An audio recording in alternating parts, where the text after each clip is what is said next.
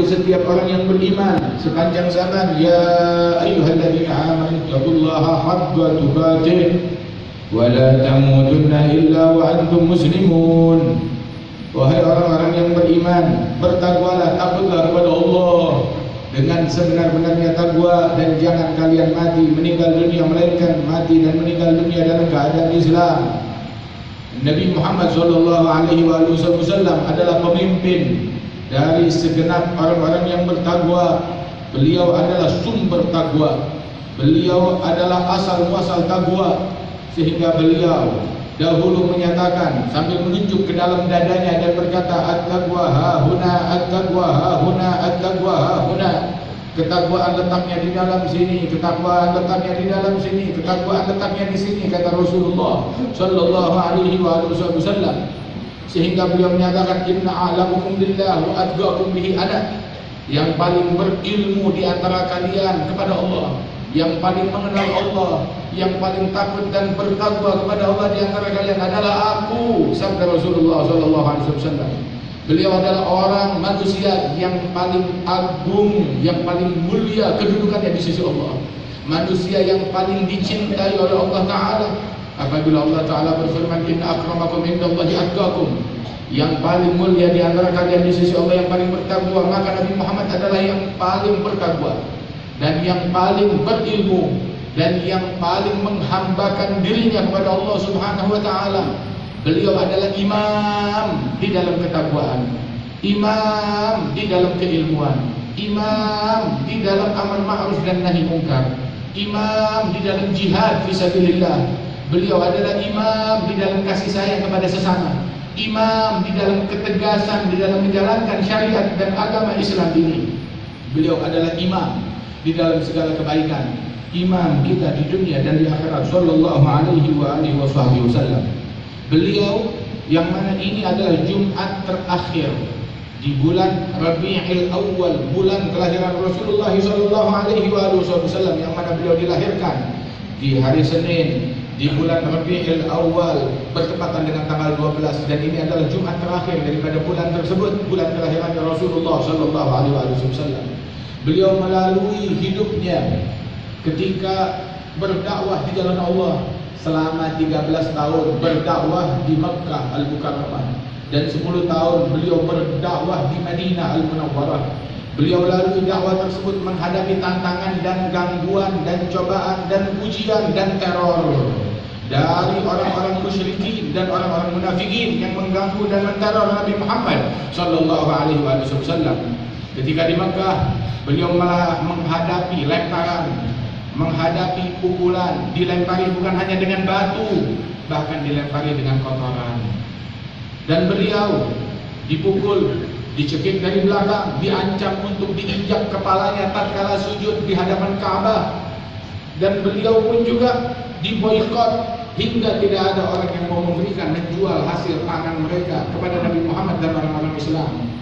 Sehingga selama bertahun-tahun beliau dalam pemboikotan, hingga setelah bebas dari pemboikotan tersebut, istri beliau Siti Khadijah sakit dan meninggal dunia.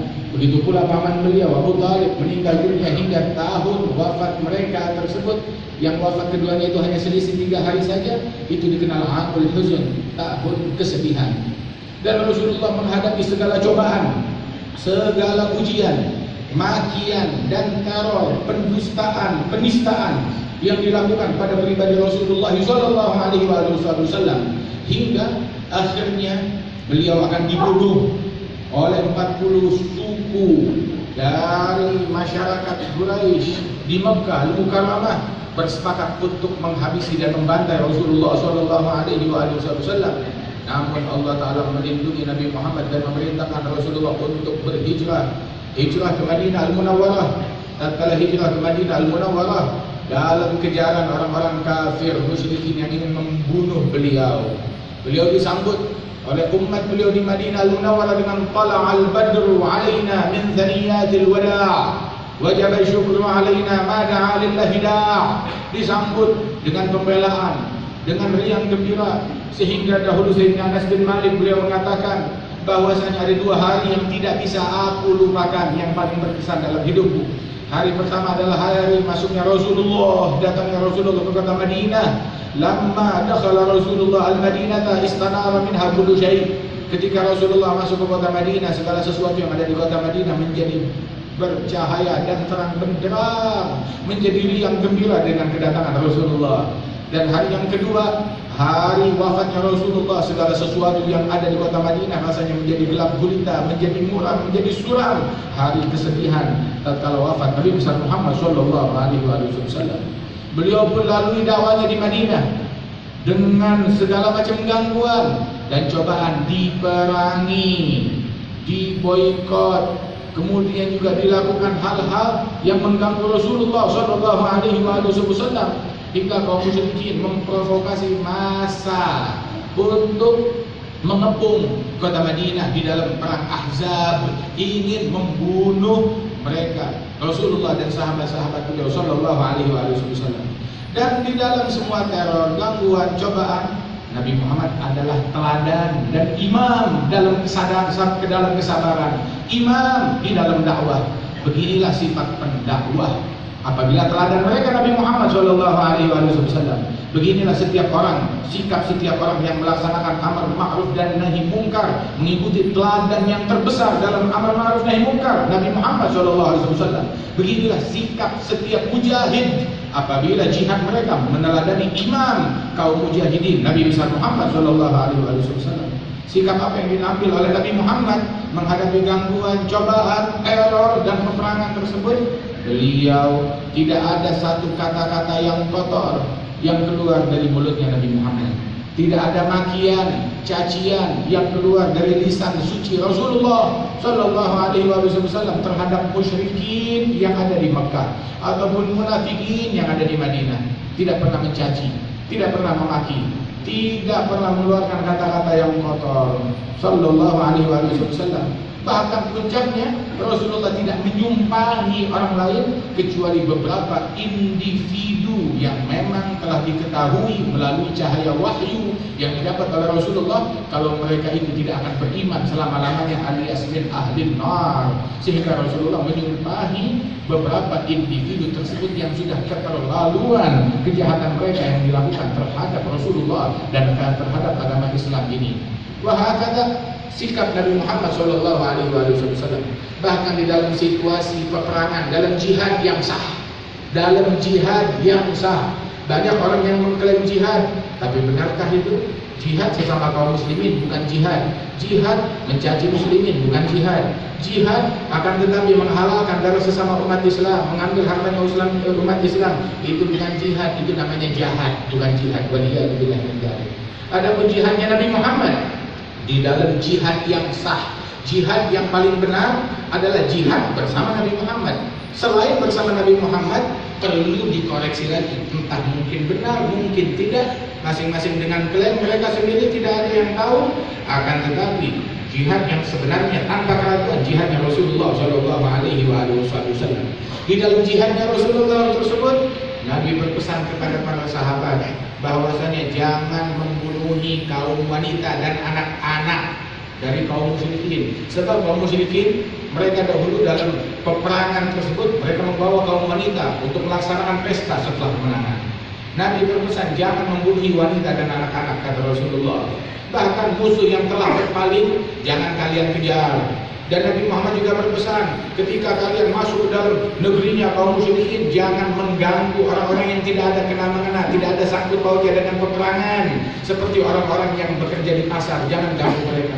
Bahkan pendeta yang sedang ada di kuilnya, jangan kamu ganggu mereka, jangan kamu usik dia, biarkan dia beribadah di kuilnya, dan jangan kalian rusak daripada tempat peribadatan mereka, sabda Rasulullah sallallahu alaihi wasallam. Bahkan sebelum peperangan Nabi Muhammad berpesan, la tatamannaw liqa'al adu, jangan kalian berharap akan berjumpa dengan musuh dan berperang dengan mereka, jangan. Tetapi kalau kalian berjumpa dengan musuh, fasbutu, bersikap sabarlah, bersikap gigih dan teguhlah, sabda Rasulullah sallallahu alaihi wasallam. Bersama peperangan yang dilakukan dan jihad yang dilakukan oleh Nabi Muhammad, Para sahabat ketika dalam perang Uhud, banyak di antara mereka yang terbunuh, lebih dari 70 orang yang terbunuh. Datang kepada Rasulullah mengadu, "Ya Rasulullah, sumpahi dan kutuk dan laknatlah musyrikin yang membantai kita." Nabi Muhammad dalam situasi perang tersebut beliau berkata, "Ma bu'ithtu la'anan wala sabbaba." Misiku diutus oleh Allah Ta'ala bukan sebagai tukang caci maki, bukan sebagai tukang kutuk, bukan sebagai tukang laknat. Innama bu'ithtu rahmatan lil alamin. Walaupun dalam situasi perang beliau tidak lupa kepada misinya. Misiku diutus oleh Allah Ta'ala sebagai rahmatan lil alamin. Dan jihad peperangan yang beliau lakukan adalah untuk menjaga berdirinya rahmat dan kasih sayang di seluruh penjuru dunia sallallahu alaihi wasallam. Bersama itu semua dengan dakwahnya, beliau imam dalam dakwah, tapi tidak pernah memaksa seseorang untuk masuk ke dalam agama Islam. La ikraha fiddin, tidak ada paksaan dalam agama. Bahkan ada seorang anak Yahudi yang bekerja di rumahnya Rasulullah sallallahu alaihi wasallam, membantu pekerjaan Nabi Muhammad di rumahnya bersih-bersih, dibiarkan oleh Rasulullah sallallahu alaihi wasallam hingga ketika anak Yahudi tersebut sakit, dijenguk oleh Nabi Muhammad sallallahu alaihi wasallam. Apa Nabi tidak mengerti dakwah? Apa Nabi tidak mengerti amar ma'ruf nahi munkar? Apa Nabi Muhammad tidak memiliki kecemburuan dalam beragama? Beliau adalah orang yang paling tegas. Tidak ada orang yang lebih tegas dari Nabi Muhammad. Beliau orang yang paling pencemburu dalam Islam. Tidak ada yang lebih pencemburu daripada Nabi Muhammad. Barang siapa yang ghirahnya, kecemburuannya dalam Islam beda dengan kecemburuan Rasulullah, berarti dia telah tersesat dan menyimpang. Na'udzubillah min dzalik. Nabi menjenguk anak Yahudi tersebut ketika dilihat dia dalam keadaan sakit keras dan akan meninggal dunia, maka Nabi berkata, wahai pemuda, ya ghulam, qul la ilaha illallah, asyhadu laka biha 'indallah, ucapkan la ilaha illallah, aku menjadi saksimu besok kelak di hari kiamat kalau engkau telah mengikut kepada agama ini. Pemuda itu menginginkannya dan Nabi tidak memaksa, dan pemuda itu melihat ke arah ayahnya minta persetujuan, dan ayahnya berkata, ya waladi ati' Abul Qasim, wahai anakku, taati Abul Qasim, yakni taati Nabi Muhammad sallallahu alaihi wasallam. Maka dengan ceria pemuda itu berucap, asyhadu an la ilaha illallah wa asyhadu anna Muhammadar Rasulullah. Ketika Nabi Muhammad keluar dari rumah orang tersebut dan berkata, alhamdulillah, bergembira, aku bersyukur kepada Allah yang telah menyelamatkannya dari api neraka, memberikan hidayah kepadanya dengan berkat aku, kata Rasul sallallahu alaihi wasallam. Melihat jenazah Yahudi digotong, Rasul sallallahu alaihi wasallam menangis. Maka dikatakan oleh sahabat, ya Rasulullah, kenapa menangis? Jenazah Yahudi yang kamu lihat, yang kamu tangisi itu. Nabi bilang, alaisa nafs, bukankah ini adalah sebuah jiwa tafallatan min yadi ilan nar, yang luput dari tanganku untuk aku selamatkan hingga dia terjerumus ke dalam api neraka. Sabda Rasulullah sallallahu alaihi wasallam. Nabi Muhammad sebagaimana disebutkan dalam sifat beliau, dalam syama'il, dalam riwayat yang diceritakan oleh para sahabat Rasul sallallahu alaihi wasallam, wa kana sallallahu alaihi wasallam ahsanan nasi khalqan wa khuluqan wa ahdahum ila al-haqqi turba, kana khuluquhu al-Qur'an wa shimatuhu al-ghufran, yanfahu lil-insan wa yafsahu fil ahzan, ya'fu 'an adh-dhanbi idza kana fi haqqihi wa sababihi, wa idza quti'a hablullahi lam yakun ahadun li ghadabihi, man ra'ahu badihatan habah, wa idza da'ahu al-miskin wa ajabah, yaqulu al-haqqa walau kana murra, wa la yudmiru li muslimin ghishyan wa la dhurra. Rasulullah sallallahu alaihi wasallam adalah orang yang paling santun, yang paling budi pekerti, yang paling penuh rahmat, yang paling lurus jalannya menjalankan perintah Allah Subhanahu wa taala. Beliau memaafkan kesalahan kalau berkaitan dengan pribadinya beliau, tetapi ketika agama diusik, tidak ada yang berani menghadapi amarah Rasulullah sallallahu alaihi wasallam. Tetapi bersama ketegasan dan amarahnya Rasulullah, yaqulul haqqa, mengucapkan yang hak walaupun itu pahit, mengucapkan yang hak, tahu yang hak bukan yang batil. Walaupun itu pahit, Rasulullah menyampaikan yang hak, menyampaikan yang benar, menyampaikan yang jujur, menyampaikan yang baik, menyampaikan yang hak walaupun itu pahit bagi sebagian nafsu-nafsu yang berpenyakitan. Sehingga Rasulullah tidak mengucapkan yang batil, tidak mengucapkan gosip, tidak menyebarkan kebohongan dan berita palsu. Rasulullah mengucapkan yang hak walaupun itu pahit. Rasulullah Shallallahu Alaihi Wasallam tidak melakukan gosip, ghibah, namimah ataupun mencari-cari aib dan kesalahan orang lain, sebab itu bukan yang hak, itu adalah kebatilan. Dan Islam dan dakwah dan ajaran Nabi Muhammad tidak dibela dengan kebatilan. Kebatilan adalah bentuk pembelaan bukan kepada Allah, bukan kepada Islam, bukan kepada Nabi Muhammad, tetapi kebatilan, praktek kebatilan adalah pembelaan kepada syaitan. Na'udzubillahi min dzalik. Sehingga ketika ada sebagian sahabat minum minuman keras, dihukum oleh Rasulullah, kemudian dilepaskan, kemudian tertangkap minum minuman keras, dihukum lagi, kemudian dilepaskan lagi setelah selesai hukumannya berlalu, kemudian minum minuman keras lagi, dihukum lagi, sebab Nabi Muhammad tegas di dalam menjalankan hukum. Kemudian Rasul Shallallahu Alaihi Wasallam menghukum orang itu lagi. Ada sebagian orang atas nama membela agama, cemburu kepada agama Islam, marah karena Allah, keluar malah cacian dan makian kepada pelaku maksiat tersebut, dan dia melaknat dan memaki orang yang minum minuman keras tersebut. Maka Nabi menegur orang yang mencaci tersebut, la takun aunan li syaitan ala akhik. Jangan kamu menjadi pembantunya syaitan dalam menjerumuskan saudaramu. Kamu kira dengan mencaci dan melaknat muslim ini, tukang maksiat, dengan melaknat mencaci dia, kamu membela Allah, kamu membela syariat, kamu membela Nabi Muhammad, kamu membela Islam? Tidak. Kamu bukan membela Allah, bukan membela Nabi, bukan membela Islam. Tahu siapa yang kamu bela? Syaitan yang kamu bela. Nabi bilang jangan kamu menjadi pembelanya syaitan di dalam menjerumuskan saudaramu. Dikatakan oleh Syagid Al-Balkhi, man lam yarham rajul su' fahuwa aswa halan minhu. Barang siapa yang tidak punya kasih sayang dan tidak punya rahmat kepada orang yang jahat, maka dia lebih jahat daripada penjahat tersebut. Na'udzubillahi min dzalik. Rasulullah sallallahu alaihi wasallam, beliau adalah orang yang paling tegas, beliau adalah orang yang paling adil, dan beliau adalah orang yang paling santun sallallahu alaihi wasallam. Dakwahnya Nabi Muhammad dan dakwahnya semua para nabi-nabi. Kita membaca di dalam Al-Quran, dalam surat Hud, bagaimana para nabi-nabi dalam berargumentasi. Di dalam surat Al-A'raf, bagaimana nabi-nabi dalam berargumentasi. Di dalam surat Nuh, bagaimana perjuangannya Nabi Nuh 950 tahun beliau berdakwah.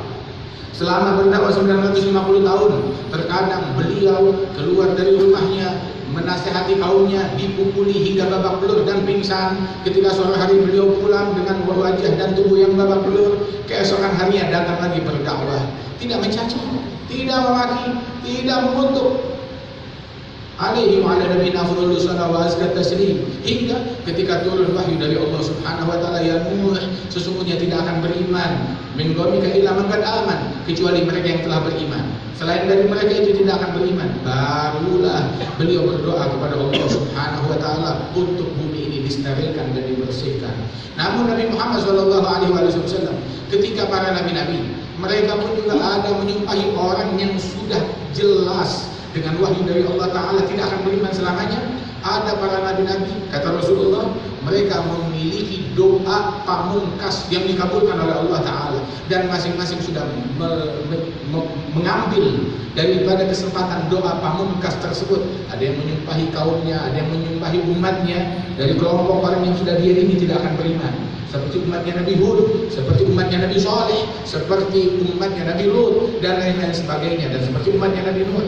Akan tetapi Nabi Muhammad mengatakan, aku jadikan doa pamungkasku syafa'atan li ummati yaumal qiyamah. Aku jadikan doa pamungkasku, aku simpan untuk hari kiamat dalam bentuk memberikan syafaat dan pertolongan bagi umatku. Sabda Rasulullah sallallahu alaihi wasallam. Hingga di dalam hadis dalam Sahih Bukhari, rahmat dan kasih sayangnya Rasul sallallahu alaihi wasallam, beliau menyatakan syafaati li ahli kabair min ummati. Syafaatku pun aku peruntukkan bagi orang yang melakukan dosa besar dari umatku. Aku akan cari mereka untuk selamatkan mereka. Sallallahu alaihi wasallam. Karena itu wahai umat Nabi Muhammad, ikuti Nabi Muhammad, teladani Nabi Muhammad sallallahu alaihi wasallam. Jadilah kita hamba-hamba terbaik. Siapa hamba-hamba terbaik? Khairun nas anfa'uhum linnas. manusia terbaik yang paling manfaat bagi manusia lain. Jadilah kita muslim yang sejati. Siapa muslim yang sejati? Man salimal muslimun min lisanihi wa yadihi, yang membuat muslimin lain selamat dari gangguan mulut dan tangannya. Jadilah kita mukmin yang asli, yang sejati, bukan yang palsu, bukan yang KW, bukan yang abal-abal. Siapa mukmin yang asli? Man aminahun nas ala a'radihim wa amwalihim, yang membuat manusia lain aman terhadap harta mereka dan harga diri mereka, tidak mengganggu manusia lain, tidak mengganggu hartanya orang. Ketahuilah siapa gerangan manusia yang terburuk. Nabi Muhammad menyebutkan di dalam hadis, syiraru khalqillah al-masyabuna bin namimah al-mufarriquna bainal ahibbah. Seburuk-buruknya makhluk Allah. Siapa seburuk-buruknya makhluk Allah? Orang yang berjalan berkeliling gentayangan, berkeliling dalam apa? Di dalam namimah, dalam adu domba, di dalam provokasi, membuat manusia saling mendengki, saling membenci, saling mengganggu satu sama lain. Seburuk-buruknya makhluk Allah adalah orang yang berjalan di tengah-tengah manusia untuk mengadu domba dan memprovokasi mereka. Dan juga disebutkan bahwasanya yang mereka lakukan mufarrid bainal ahibbah, yang memecah belah antara orang yang saling mengasihi satu sama lain. Apabila misi Nabi Muhammad menyebarkan rahmat dan kasih sayang, maka misinya syaitan adalah tahrish, memprovokasi, membuat manusia saling bermusuhan, saling membenci. Dalam Al-Quran Allah Ta'ala berfirman, innama yuridu syaitan ayyubi'a bainakumul adawat wal baghdha. Misinya syaitan menempatkan di tengah-tengah kalian permusuhan dan kebencian. Waliyadzubillah min dzalik. Salah seorang ulama, Syekh Mutawalli Sya'rawi, pernah berdialog dengan beberapa orang yang terkenal ekstremis, meledakkan bom, membantai orang yang tidak sepaham dan tidak sejalan, membunuh orang-orang yang beda agama, dan pelaku-pelaku kemaksiatan dengan cara yang ekstrim. Maka ketika dialog dengan Imam Sya'rawi, Mutawalli Sya'rawi, beliau bertanya, kamu ketika meledakkan bom, membunuh mereka, apakah mereka mati? Ya jelas, mereka mati saat itu juga. Lantas saya mau tanya, ketika mereka mati, menurut kamu, orang yang kamu bunuh itu, matinya mereka langsung masuk surga atau masuk neraka? Sudah jelas mereka pelaku maksiatan, orang-orang kafir, orang-orang bejat, mereka di neraka tempatnya. Maka saya mau tanya, misinya syaitan memasukkan manusia ke dalam surga atau ke dalam neraka? Maka dia menjawab, misinya syaitan memasukkan manusia ke dalam neraka. Kalau begitu kamu dan setan sama, memasukkan manusia ke dalam api neraka. Begitu mungkin cara kamu malah lebih canggih. Syaitan untuk memasukkan orang ke dalam neraka perlu proses yang panjang, dikotori hatinya, ditipu, dibujuk rayu bertahun-tahun, puluhan tahun, baru akhirnya berhasil memasukkan orang ke dalam api neraka. Tetapi orang ini lebih instan, ledakan bom sekali, masukkan orang ke dalam api neraka. Waliyadzubillah min dzalik. Sungguh picik pendapat yang beranggapan surganya Allah terletak di atas jasad dan bangkainya kaum muslimin yang dibantai, yang dibunuh, yang dikafirkan, yang dicaci. Islam tidak dibela dengan cacian, Islam tidak dibela dengan makian. Nabi Muhammad SAW membela agama ini dengan doa, dengan perjuangan, dengan rahmat, dengan kasih sayang, dengan kegigihan, dengan amar ma'ruf, dengan nahi munkar. Gak ada cacian keluar dari mulutnya Nabi Muhammad SAW. Nabi mengislamkan orang, dan para wali songo mengislamkan orang, dan para ulama di Minangkabau pun ini pun juga, mulai dari Syekh Ahmad Khatib Al-Minangkabau, Syekh Yasin Al-Fadani, Maulana Imam Bonjol, dan juga para ulama-ulama lainnya, baik dari para wali songo dan selain mereka di bumi Nusantara ini. Mereka datang mengislamkan orang, bukan mengkafirkan orang, mentauhidkan sesama manusia, bukan mensyirikkan sesama muslimin. Mereka mensunnahkan orang, bukan membid'ahkan orang. Ini perjalanan mereka, tidak mencaci, tidak memaki. Ketika beberapa para pendakwah melihat orang-orang yang ekstrim di dalam dakwah mereka, maka dia berucap, alhamdulillah, saya bersyukur kepada Allah yang mengenalkan Islam kepada saya, bukan melalui kalian. Kalau saya kenal Islam dari kalian, mungkin saya gak bakalan masuk Islam. Akan tetapi saya kenal Islam melalui orang-orang seperti Imam Bonjol, kenal Islam melalui Syekh Ahmad Khatib Al-Minangkabawi. Saya kenal Islam seperti orang seperti Syekh Yasin Al-Fadani. Saya kenal Islam dari orang-orang seperti Wali Songo. Saya kenal Islam dari para orang-orang yang mulia, yang ketika dilihat mencerminkan dakwahnya Nabi, akhlaknya Nabi, rahmatnya Nabi, dan mereka itu adalah duta rahmat, duta yang mencerminkan sifat dan peranginya Nabi Muhammad SAW. Yang kalau kita dengar omongan mereka, ingat Nabi Muhammad Kalau kita lihat paras mereka, ingat Nabi Muhammad. Kalau kita lihat metode mereka, ingat Nabi Muhammad.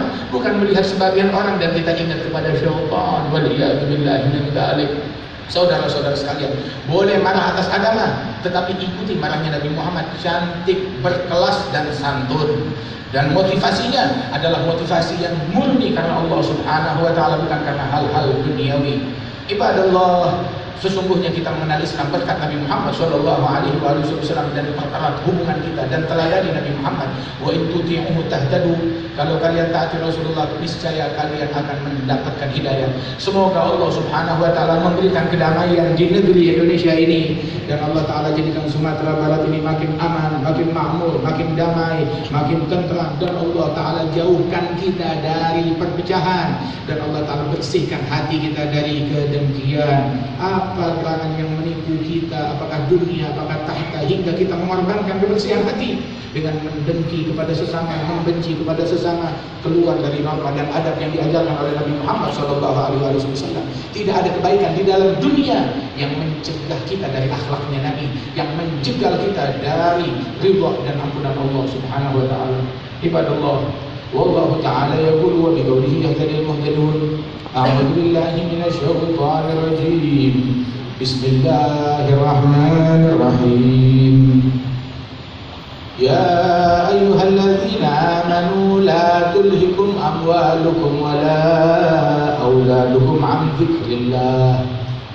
Wa man yaf'al dzalika fa ulaika humul khasirun. Wa anfiqu mimma razaqnakum min qabli an ya'tiya ahadakumul maut fa yaqula rabbi laula akhartani ila ajalin qaribin fa asaddaqa wa akun minas salihin. ولن يؤخر الله نفسا إذا جاء أجلها والله خبير بما تعملون. بارك الله لي ولكم في القرآن العظيم، ونفعني وإياكم بما فيه من الآيات والذكر الحكيم، وغفر لي ولكم كل ذنب عظيم. أقول قولي هذا وأستغفر الله العظيم لي ولكم ولوالدينا.